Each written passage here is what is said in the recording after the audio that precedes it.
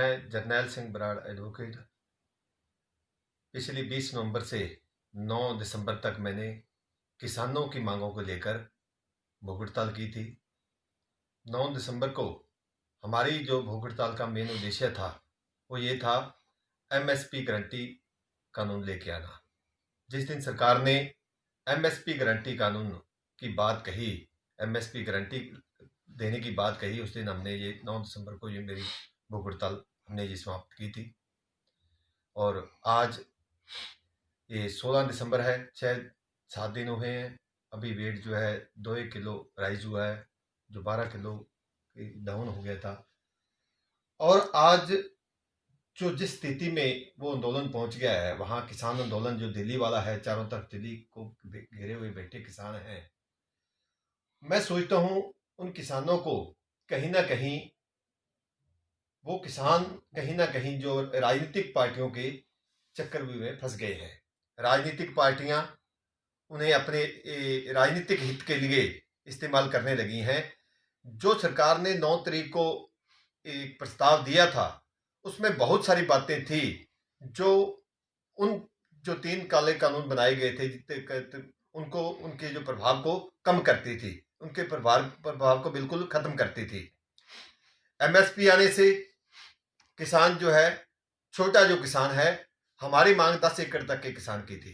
MSP आने से उसका प्रभाव कानून का बिल्कुल खत्म होना था।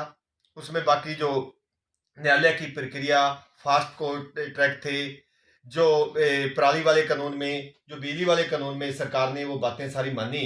उससे मेरे ध्यान से जो मंडी वाले कानून में उन पे बराबर की मंडियों पे बराबर का टैक्स लगाने की बात थी, वो मान ली। इससे मेरे ध्यान से सारा कुछ किसानों का बहुत कुछ माना गया था।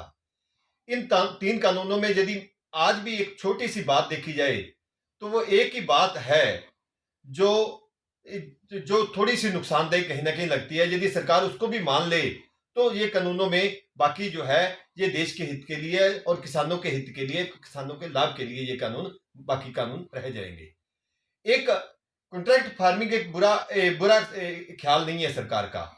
एक प्राइवेट निवेश करना खेती में ये बहुत अच्छा है। प्राइवेट लोगों का एक बड़े बड़े गोदाम भी बढ़ेंगे, बड़े बड़े उसमें जो कोल्ड स्टोर भी बढ़ेंगे, और बड़ी इन्वेस्टमेंट जो कंपनियों की होगी वो किसानों को एक नई तकनीक ला के देगी, नई चीज ला के देगी, और नया कंपटीशन भी इस बाजार में डेवलप होगा, जिससे किसानों को बहुत सारा लाभ हो सकता है। कॉन्ट्रैक्ट फार्मिंग का बहुत अच्छा लाभ होने वाला है। सरकार के ये कानून पूरे बुरे नहीं है। अब आप क्या संदेश देना चाहते हैं?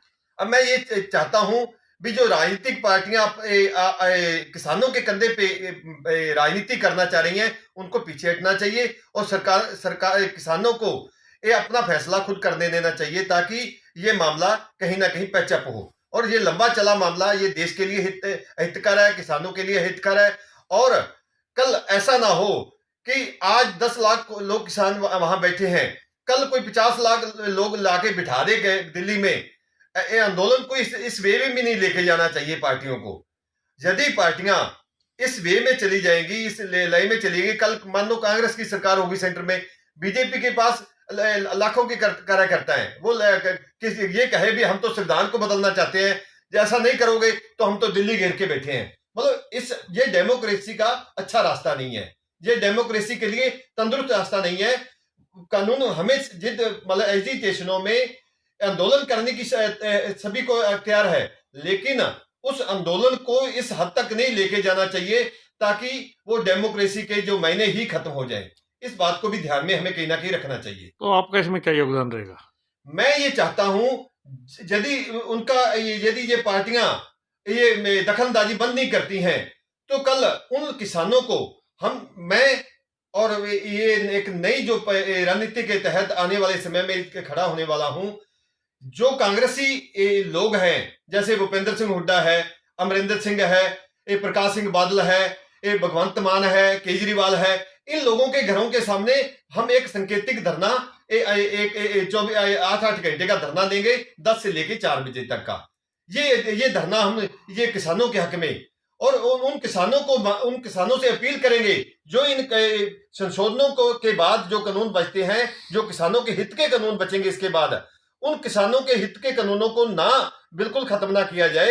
यदि सरकार ऐसा करती है, हम तो इस बात की भी मांग करते हैं भी सरकार सभी को एमएसपी क्यों दे, सिर्फ 10 एकड़ तक के किसानों को एमएसपी देनी चाहिए। सभी को बिजली में सब्सिडी क्यों मिले, सिर्फ एक ट्यूबवेल तक को सब्सिडी मिलनी चाहिए, ताकि जो बिजली पे पड़ने वाला भार है वो प्रत्येक किसान पे वो ना पड़े।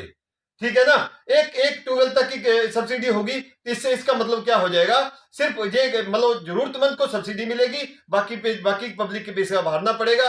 और यदि एमएसपी है 10 एकड़ तक को एमएसपी मिलती है, जो बाकी के एमएसपी का जो बचेगा वो समाज के हित के लिए लगेगा। ये सभी को एमएसपी देना, सभी को बिजली सब्सिडी देना, ये भी सरकार के लिए अच्छा नहीं है। आप कब से अनशन पर बैठ रहे हैं? ये अनशन सिर्फ 8 घंटे तक का होगा, 10 से लेकर 4 बजे तक का, 6-7 घंटे जितने बनेंगे। ये 20 तारीख से हम शुरू करेंगे इस बात को, भूपेंद्र सिंह हुड्डा के, फिर 21 को अमरिंदर सिंह के, 22 को प्रकाश सिंह बादल के, फिर भगवंत मान के, फिर केजरीवाल के, फिर जरूरत पड़ी तो राहुल गांधी के।